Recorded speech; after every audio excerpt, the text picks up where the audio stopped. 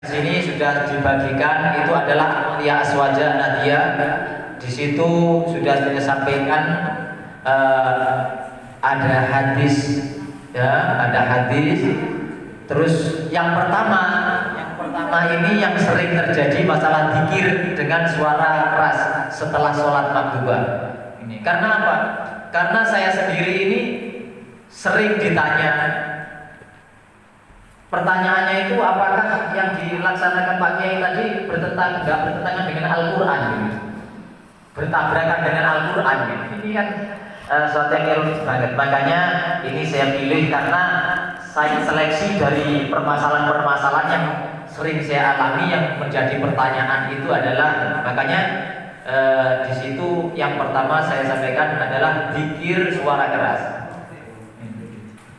Di situ sudah saya ambilkan salah satu hadis, ya, salah satu hadis yang referensinya itu sudah saya tuliskan ada di dalam kitab Sahih Bukhari, itu hadis nomor 796, Sahih Muslim 919, hadis riwayat Ahmad 3298, Ibnu Huzaimah itu 1613 ini, dan dikuatkan oleh pendapat Abdullah bin Zubair ini juga terdapat di dalam kitab Sahih Muslim.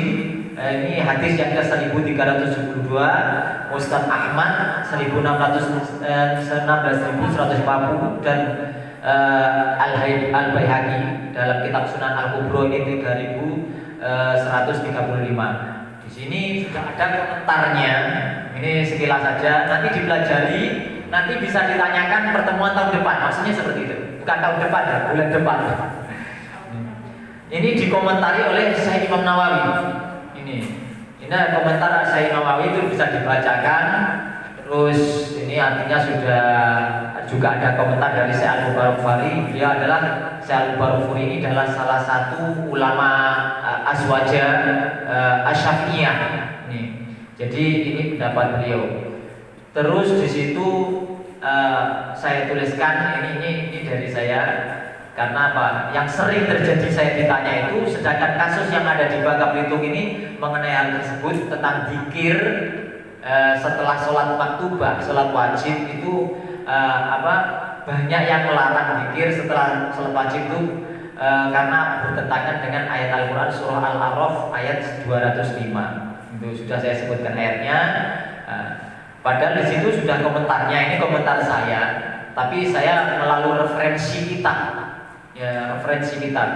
Jadi di dalam ayat itu wadkur rabbaka fi nafsika tadarru'an khufyatan wa al-jahri minal qaul lughudwi wal asali wa la takun minal ghafilin.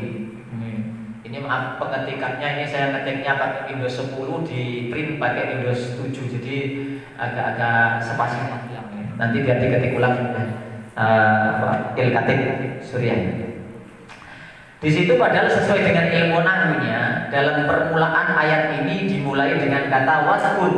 Di situ ada huruf athof wawu yang maksudnya bahwa ayat ini masih ta'alluq atau berhubungan dengan ayat sebelumnya 204, yaitu wa idza quri'al Qur'an.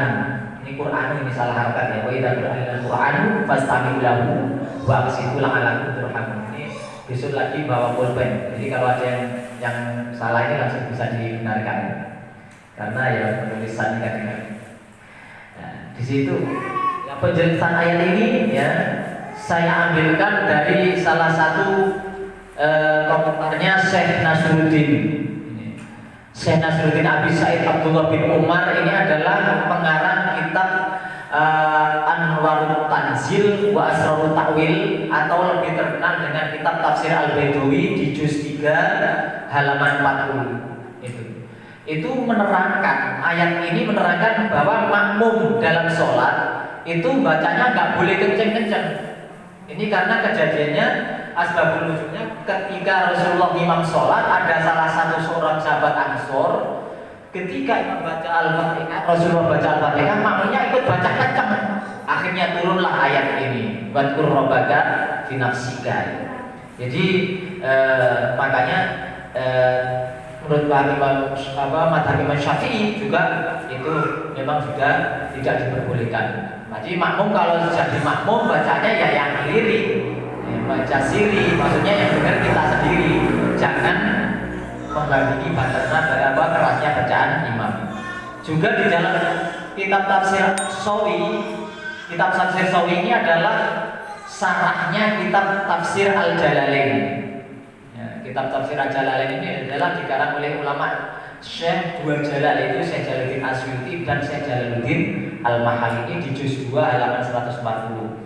Ini menerangkan tentang larangan berbicara ketika khutbah dibaca, khutbah Jumat. Karena di dalam khutbah memuat yahtamilul ayat min ayatil Quran. Karena memuat ayat Al-Quran, maka tidak boleh ngomong gitu.